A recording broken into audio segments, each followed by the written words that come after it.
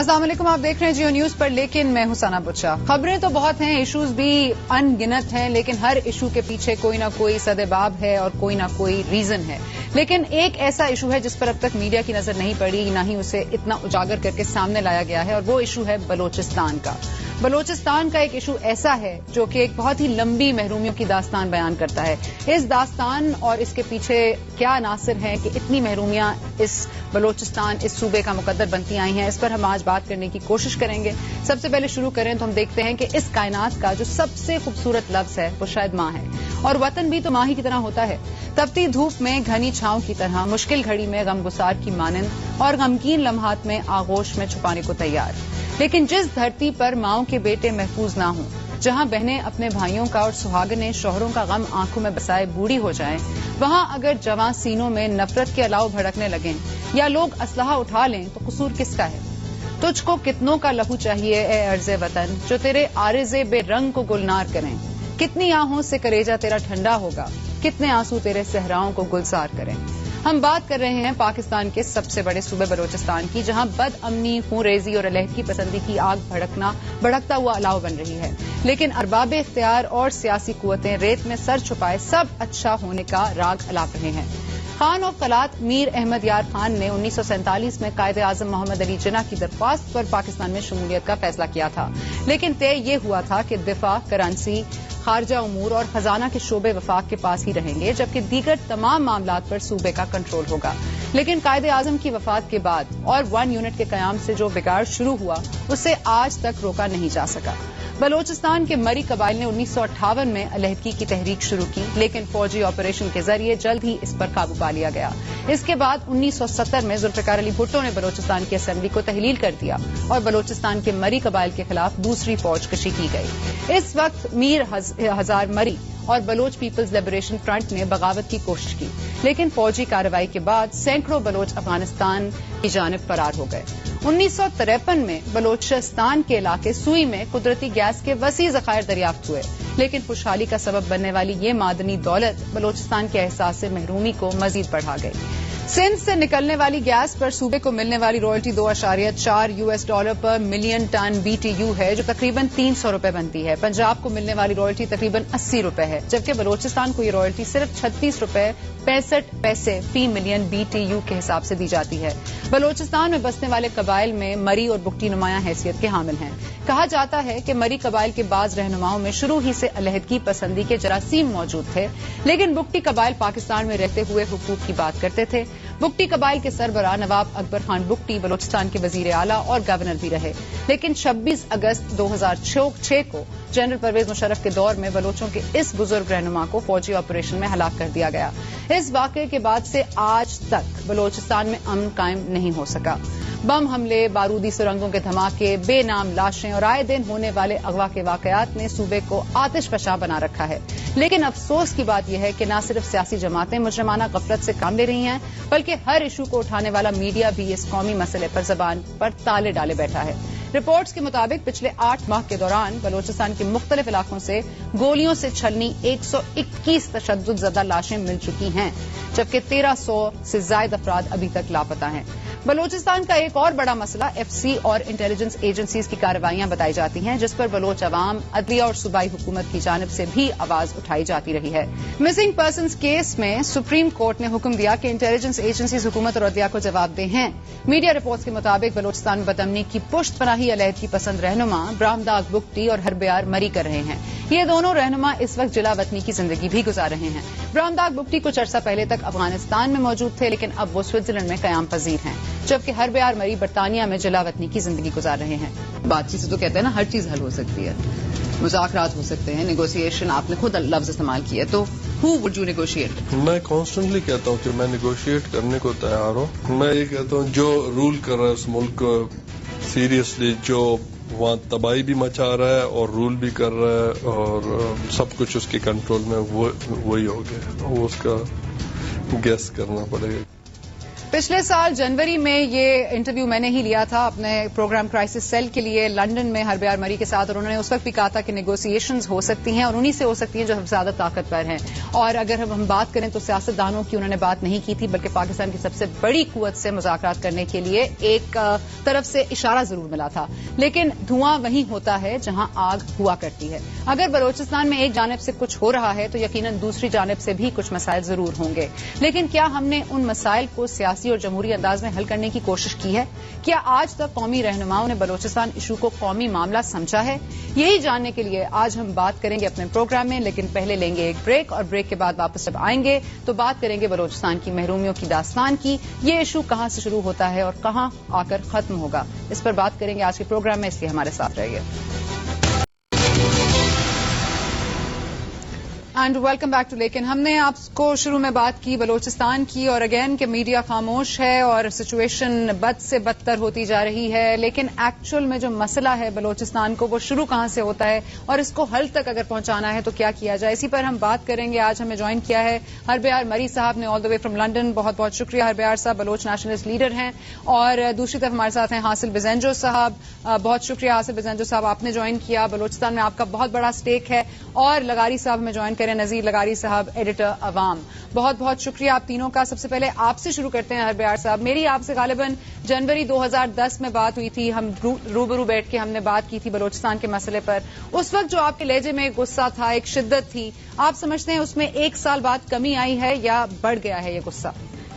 मेरा ख्याल है बढ़ गया होगा। मेरा एक ही डिमांड है, आजादी, आजाद बलोचिस्तान। हासिल बिजेंजो साहब, I like to respond to that. जी देखें, हरबार साहब का भी अपना एक पॉइंट ऑफ व्यू है, अपना एक ओपिनियन है, हमारा एक अपना पॉइंट ऑफ व्यू है, अपना ओपिनियन है। We are working with federation. हम इस फेडरेशन के अंदर रह के बलोच राइट्स की बात करते हैं, वो इंडिपेंडेंस की बात करते हैं। मगर इस वक्त जो मसला हमें दरपेश है वो है इस वक्त नौजवानों का, कि देखिए कोई आज़ादी की बात करता है या वो कोई एहतजाज कर रहा होता है, स्टेट का कुछ अपनी रिस्पॉन्सिबिलिटीज होती है।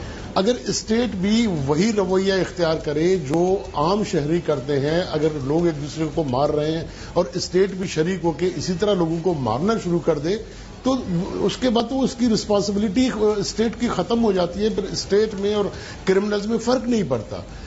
अब जिस तरह इस वक्त तकरीबन 140 से 60 के दरमियान यूथ नौजवान लड़कों को जो कॉलेजेस यूनिवर्सिटीज के स्टूडेंट्स हैं उनको गोली मार के उनकी लाश को आप फेंक देते हैं, और जब कोर्ट में आपको पूछा जाता है तो आपका जवाब ये होता है कि जी हमारा इनसे कोई ताल्लुक नहीं है।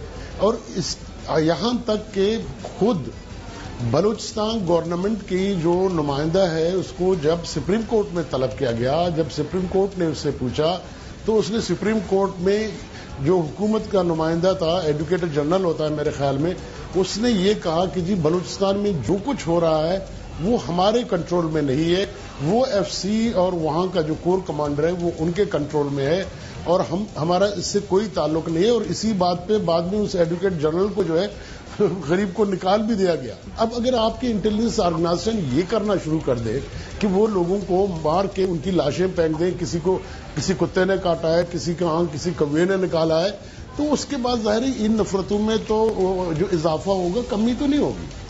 लगारी साहब, बलोचिस्तान का मसला आपके सामने है, जिस तरह से हासिल बिजेंजो साहब भी कह रहे हैं कि कोई एहतजाज करे या कोई आजादी की बात करे, अगर आपको गिरा भी गुजरती है तब भी आप उसको मारने का हक नहीं रखते, और इस तरह से नहीं, स्टेट प्रोटेक्ट करता है। क्या कर रहा है इस वक्त स्टेट? देखें, जो बताया है मीर हासिल बिजेंजो ने वो काफी है, और स्टेट अपनी जिम्मेदारी का सबूत नहीं दे रही है। स्टेट रियासत जो है वो कोई माँ होती है, वो अपना माँ का किरदार अदा नहीं कर रही है, कोई सौतीली माँ का या किसी और रिश्ते का साथ दे रही है या वो और सबूत दे रही है। एक ये इशू है। मैं पिछले दिनों क्वेटा में था, बलूचिस्तान में था, मैंने खौफ देखा, मैंने दहशत देखी, मैंने लोगों के चेहरों पर लिखी हुई सवालात देखे, उनके जहनों में और उनके दिलों में और उनके दिमाग में और उनके नजरों में सवालात की बौछार है और खौफ है और दहशत है। लोग सहमे हुए हैं, لوگوں پر جبر مسلط کر دیا گیا ہے. ریاست نے ذمہ دار ریاست کا ثبوت نہیں دیا ہے اور اس نے لوگوں کو اپنے لوگ نہیں سمجھا ہے اور لوگوں کے بارے میں اس کا کوئی ایسا رویہ نہیں ہے کہ وہ ایشو کو حل کرنا چاہتی ہے, وہ مسئلے کو خراب کرنا چاہتی ہے. اور یہ آج کا رویہ نہیں ہے, بلوچستان کے ساتھ تو اس کا رویہ پچھلے 62 سال سے یہی چلا آ رہا ہے کہ ان کو کنسیڈر نہیں کرنا ہے, ان کے ساتھ بات نہیں کرنی ہے, ان کو صرف آپریشن کے ذریعے سیدھا کرنا ہے. بلوچوں کو گزشتہ 60 سال میں 62 سال میں جس طرح کا رویہ اختیار کیا گیا ہے, یہ میں حاصل کو سلام کرتا ہوں کہ وہ آج بھی کہہ رہا ہے کہ ہم اس فیڈریشن کے اندر رہ کر بات کرتے ہیں. اور باقی لوگ بھی جو رہ رہے ہیں, جو ساتھ ہیں, جو فیڈریشن کا ساتھ دے رہے ہیں, فیڈریشن کو اپنی حالت پر غور کرنا چاہیے. اس کو لوگوں کو دیوار کے ساتھ نہیں لگانا چاہیے, اسے چاہیے کہ لوگوں کے ساتھ ڈائیلاگ کرے, بیٹھے بات کرے. لوگ کوئی اجنبی نہیں ہے, لوگ نہیں. یہ بلوچوں کے بارے میں یہ نہ سوچا جائے کہ بلوچ صرف اس بلوچستان کی کس سے بات کریں لغاری صاحب, کس سے بات کریں؟ ایف سی کہتی ہے ہم نہیں کرتے, کوئی ہماری وردی پہن کے اٹھا لیتا ہے لوگوں کو. آپ بتائیں نا کس سے بات کریں؟ حربیار مری صاحب ملک میں نہیں ہے, بات نہیں کرنا چاہتے. میں کہہ رہا ہوں نہیں کر رہی ہے, ایف سی نہیں کر رہی ہے, فوج نہیں کر رہی ہے, صوبائی حکومت نہیں کر رہی ہے, وفاقی حکومت نہیں کر رہی ہے. جو بھی کر رہا ہے اس کی ذمہ دار حکومت ہے, اس کی ذمہ دار فوج ہے, اس کی ذمہ دار ایف سی ہے, اس کی ذمہ دار صوبائی حکومت ہے, اس کی ذمہ دار وفاقی حکومت ہے. وہ خود تلاش کرے اور اس مسئلے کو حل کرے, حل کرنا اس کی ذمہ داری. اور وہ کہتے ہیں کہ حربیار مری صاحب ذمہ دار ہیں, وہ کہتے ہیں انڈیا ذمہ دار ہے, وہ کہتے ہیں برامداد بگٹی ذمہ دار ہے. بتائیے حربیار صاحب. میں کہوں گا کہ بنگلہ دیش میں بھی ضرور میں نے ہی کیا ہوگا, 2 ملین لوگوں کو بھی میں نے ضرور مارا ہوگا. وہ 2 لاکھ عورتوں کا جو عصمت زری ہوا وہ بھی ہمارے لوگوں نے کیا ہوگا. تو یہ سارا پاکستان کا پہلے کیا ہوا, یہ سب ہمیں پاکستان کا ہسٹری پتا ہے, وہ کیا کرتے ہیں اور ان کا کیا ہتھ کنڈے ہیں. رحمان ملک کل کے جا کے کوئٹے میں دبا کے بولتا ہے کہ یہ میں اب کرش کروں گا, ماروں گا جو آزادی کا بات کر رہا ہے. اب تو ہمیں معلوم ہے کون مار رہا ہے اور کون یہ لاشوں کو پھینک رہا ہے, لوگوں کو کیسے شہید کر رہے ہیں. تو پاکستان نے تو ہر جگہ میں کیا, افغانستان تک پہنچے تھے. اب ہم پہ جو الزامات کر رہے ہیں, ہاں بالکل بلوچستان کا آزادی سے میں کبھی دستبردار نہیں ہوں گا. جیسے حاصل بزن جو کہہ رہے ہیں کہ وہ یہ فیڈریشن کا حصہ بننا چاہتے ہیں, ان کو لیکن یاد کرنا چاہیے ان کے والد صاحب نے کیا اسپیچ کیا تھا آزاد بلوچستان کے پارلیمنٹ میں کہ ہم نہیں ہوں گے پاکستان کا حصہ. اب جو کچھ وہ اپنے والد صاحب کے سوچوں پہ انہوں نے پانی پھیر رہے ہیں یا جو کچھ کر رہے ہیں, جو حرکتیں کر رہے ہیں, ان کا مرضی. لیکن میں سوچتا ہوں پاکستان کے ساتھ ہمارا رہنا ناممکن ہے, مشکل نہیں ناممکن ہے, اور ہم رہنا نہیں چاہتے ہیں. لیکن یہ آزادی کی تاریخ ہم خون سے لکھیں گے, یہ آزادی کی تاریخ ہم یوں خون سے لکھیں گے, یوں معصوم نوجوانوں کے خون سے لکھی جائے گی آزادی. جو نوجوان بول رہے ہیں, پولیٹیکلی مانگ رہے ہیں, تو اس کو پاکستان ان کا اب دیکھیں ان کو شہید کرتے جا رہے ہیں. اور آزادی کے لیے قربانی دینا ہوتا ہر قوم کو, بنگلہ دیش نے بھی دیا. تو میں یہ کہنا چاہتا ہوں کہ آزادی بلوچ کا تاریخ ہے. اور بہار صاحب قربانی آپ کے لوگ دے رہے ہیں, آپ نہیں دے رہے. آپ وہاں پہ محفوظ ہیں, میں یہاں پر محفوظ ہوں, لغاری صاحب وہاں پر محفوظ ہیں, حاصل بزنجو صاحب یہاں پر اس وقت محفوظ ہیں. مجھے بتائیے تو محفوظ تو ہم سب رہ جائیں گے, آزادی کس کو ملے گی؟ میں آپ کو کہتا ہوں اگر میں سنا بچا کے بات پہ واپس نہیں آؤں گا, اگر میرا اپنا بلوچ جو میرے لیے یا میرے ہم خیال ہے وہ اگر مجھے کہیں آئے تو میں بالکل جانے کو تیار ہوں. سارے ضلع وطن لیڈرز یہی کہتے ہیں کہ ہم ایک دفعہ ساتھ ہو جائیں گے, آپ لوگ کوشش کرتے رہیے. کافی ضلع وطن لیڈرز یہی بیان دیتے ہیں, آپ بھی یہی کہہ رہے ہیں حربیار صاحب؟ میں یہی کہہ رہا ہوں, یونٹی بھی ضروری ہے اور ڈٹرمنیشن بھی ضروری ہے. اور ہمیں اپنی یہ جو بلوچ ہے ان کو یہ کہنا ہے کہ پاکستانی فیڈریشن کا بھی خواب چھوڑ دے, سیٹوں کا, وزارت کا, سینٹ کا خواب چھوڑ دے, آئیں بلوچستان کے آزادی کے کاروان کو جوائن کریں. تو وہی کام جو لیبیا میں ہو رہا ہے, جو اور ملک میں ہو, ایجپٹ میں ہو, انشاءاللہ بلوچستان میں بھی بہت عنقریب ہوگا. ٹھیک ہے حربیار صاحب, آج کل جو بھی بات کرتا ہے انقلاب کی بات کرتا ہے, اور ایجپٹ اور لیبیا کی بات نہ ہو تو انقلاب کی بات بھی ادھوری رہ جاتی ہے. یہاں پر ہمیں لینی ہے ایک بریک, اور بریک کے بعد ہم اس ڈسکشن کو مزید آگے بڑھائیں گے, اس لیے ہمارے ساتھ رہیے.